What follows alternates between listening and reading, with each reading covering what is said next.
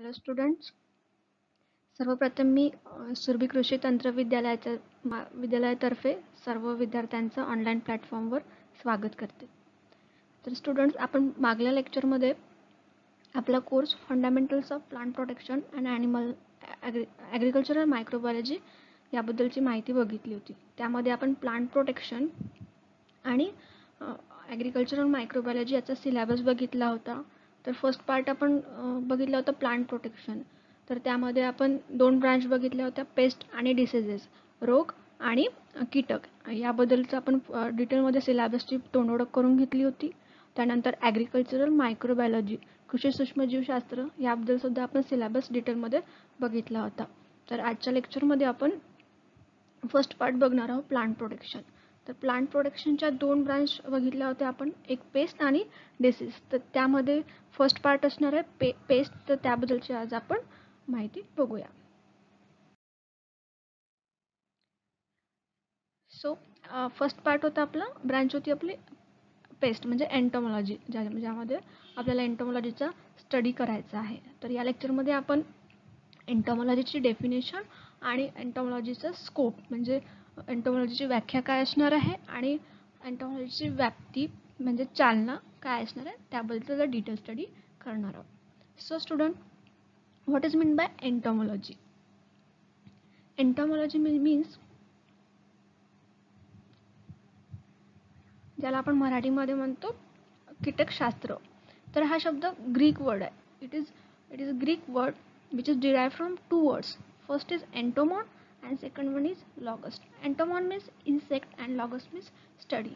So in that means we can say the definition, branch of science that deals with the study of insects called as entomology. Entomology म्हणजे कीटकशास्त्र. हा शब्द Greek भाषेतून घेतला आहे. हा शब्द एंटोमॉन आणि लोगस या 2 शब्दापासून बनलेला आहे. एंटोमॉन म्हणजे इन्सेक्ट, म्हणजे आपण त्याला कीटक म्हणतो, आणि स्टडी म्हणजे अभ्यास.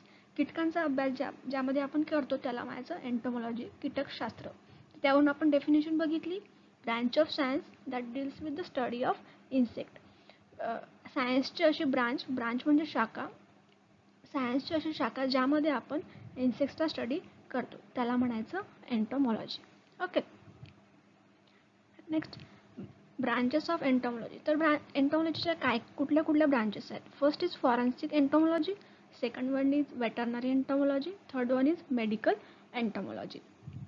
So forensic entomology means it is a branch of entomology that deals with study and use of insects in criminal investigation.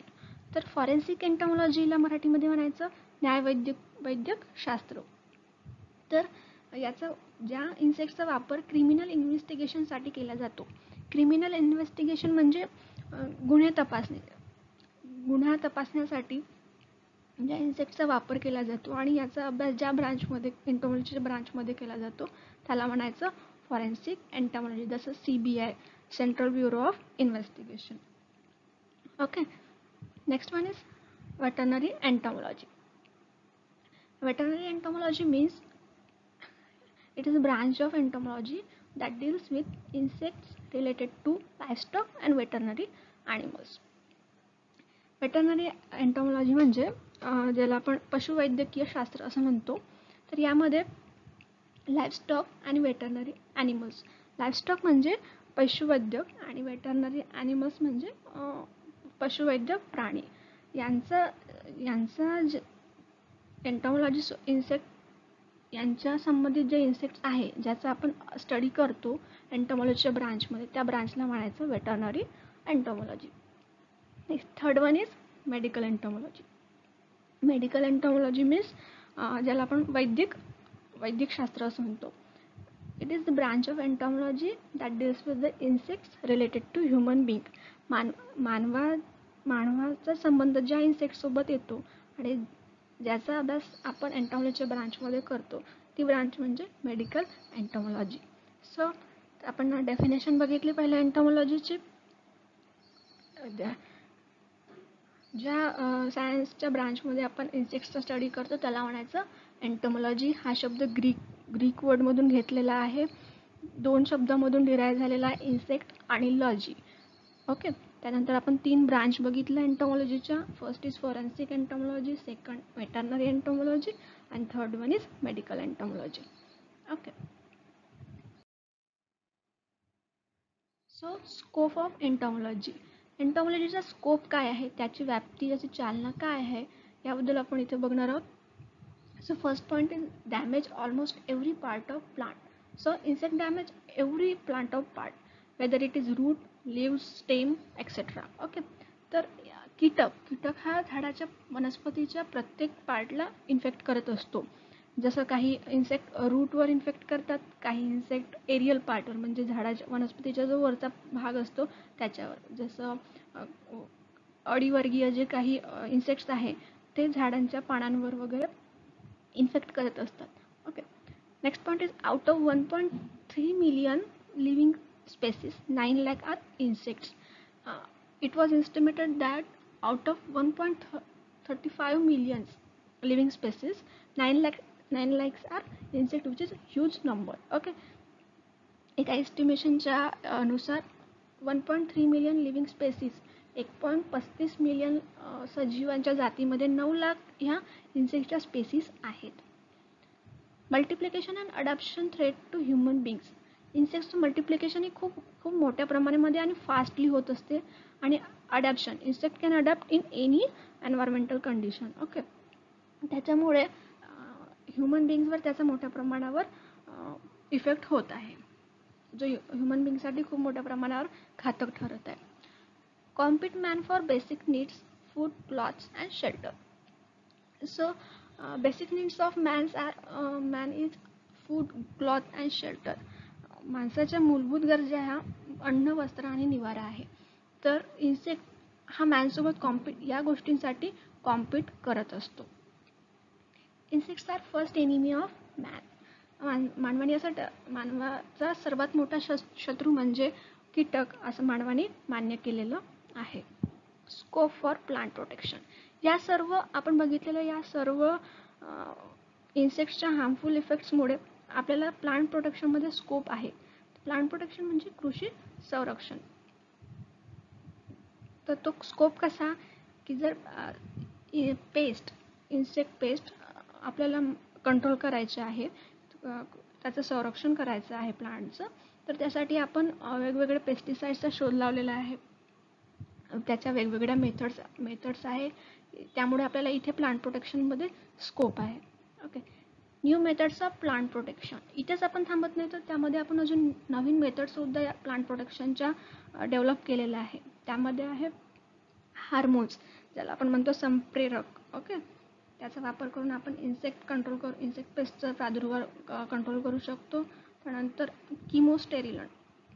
किमोस्टेरिलंट म्हणजे जर याचा उपयोग केल्यानंतर इन्सेक्टमध्ये वंध्यत्व निर्माण होते, ज्याला आपण म्हणतो की सेक्शुअल स्टेरिलिटी जी आहे ती फेल होते. रिप्रोडक्शन सिस्टीम इन्सेक्टची फेल होते किमोस्टेरिलंटचा यूज केल्यामुळे.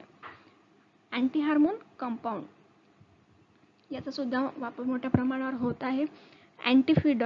अँटीफिडंटच्या यूजमुळे इन्सेक्ट जो आहे तो वनस्पती खाणार नाही. त्याच्यामुळे अल्टिमेटली पेस्ट इन्फेस्टेशन होणार नाही आणि आपल्या पिकाचं सुद्धा नुकसान होणार नाही. त्यानंतर आहे रिपेलंट्स म्हणजे दूर सारतो. याचा वापर केल्यामुळे इन्सेक्ट पेस्ट जे आहे ते वनस्पतीपासून दूर सारल्या जातात.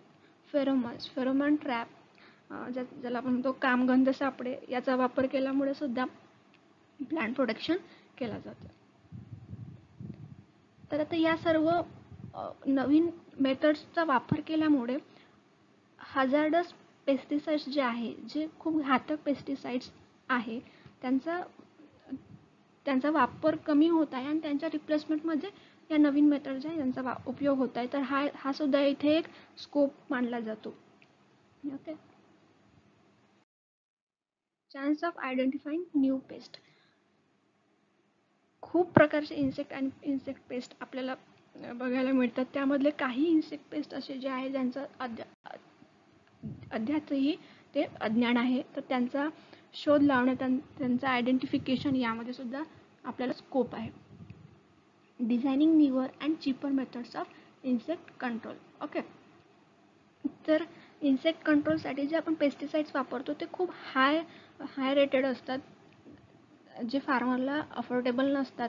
तर त्यामुळे नवीन मेथड्स आणि ऑल्सो चीपर मेथड्स, म्हणजे जे फार्मर इझिली घेऊ शकतात अशा मेथड्स डिझाईन करणे, यामध्ये सुद्धा एंटोमॉलॉजीमध्ये आपल्याला स्कोप आहे. Pesticides are toxic to human. Pesticides are very toxic to human. Pesticides मानवासाठी खूप मोठ्या प्रमाणावर घातक आहे. त्याचं लेटेस्ट एक्झाम्पल म्हणजे Yavatmal district of Maharashtra. Okay, there were death of many farmers takes place due to use of these pesticides. Okay, evolve resistant progeny. Evolve resistance progeny म्हणजे प्रतिरोधक संतती विकसित करणे. जर प्रतिरोधक संतती आपण विकसित केल्या तर त्या पेस्ट आणि इन्सेक्टला प्रतिरोध करतील आणि त्यामुळे आपल्या क्रॉप सेव्ह होईल. Okay, IPM technique scope. IPM म्हणजे इंटिग्रेटेड पेस्ट मॅनेजमेंट, म्हणजे एकात्मिक कीड व्यवस्थापन ज्याला आपण म्हणतो. तर यामध्ये सुद्धा आपल्याला खूप स्कोप आहे. याच्यामुळे आपण पेस्ट कंट्रोल करू शकतो. जेनेटिक इंजिनिअरिंग म्हणजे जनुकीय अभियांत्रिकी. या जनुकीय अभियांत्रिकीचा वापर करून आपण नवीन व्हरायटी तयार करू शकतो ज्या पेस्टला प्रतिरोधक असणार आहे. त्यानंतर आहे यूज ऑफ युजफुल इन्सेक्ट्स.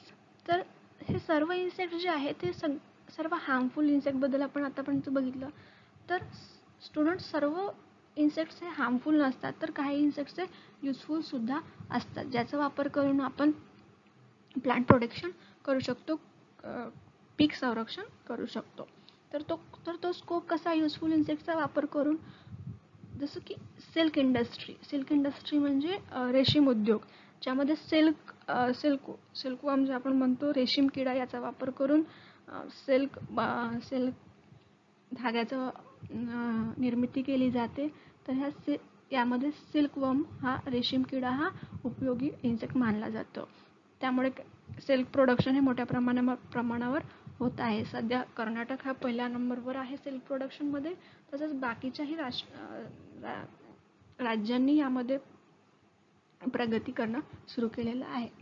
त्यानंतर आहे बी किपिंग म्हणजे मधुमक्षिका पालन. यामध्ये सुद्धा खूप स्कोप आहे. यामुळे बी किपिंगमुळे खूप प्रोडक्ट्स आपल्याला मिळतात, जसं की हनीबी वगैरे. ओके, तर यामध्ये सुद्धा स्कोप आहे. त्यानंतर generate employment, production of parasites and predators. तर पॅरासाइट्स म्हणजे परजीवी आणि प्रिडेटर्स म्हणजे परभक्षी कीटक. ओके, तर याचं प्रोडक्शनमध्ये सुद्धा आपल्याला रोजगार संधी उपलब्ध होऊ शकतात. प्रिडेटर्स आणि पॅरासाइट्सच्या मदतीने आपण प्लांट प्रोटेक्शन करू शकतो, पीक संरक्षण करू शकतो यांच्या प्रोडक्शनमुळे. तर या प्रोडक्शनमध्ये सुद्धा आपल्याला एम्प्लॉयमेंट जनरेशन सुद्धा उपलब्ध होऊ शकते. हा सुद्धा एक स्कोप आहे. सो स्टुडंट, आपण या लेक्चरमध्ये एंटोमॉलॉजीची डेफिनेशन बघितली. एंटोमॉलॉजी म्हणजे ज्यामध्ये कीटकांचा अभ्यास केला जातो त्याला म्हणायचं एंटोमॉलॉजी, कीटकशास्त्र. आणि त्यानंतर आपण त्यामध्ये स्कोप बघितला, एंटोमॉलॉजीचा कसा स्कोप आहे ते बघितलं. ओके, याच्यानंतरच्या नेक्स्ट लेक्चरमध्ये आपण पुढील टॉपिक कव्हर करणार आहोत. थँक्यू.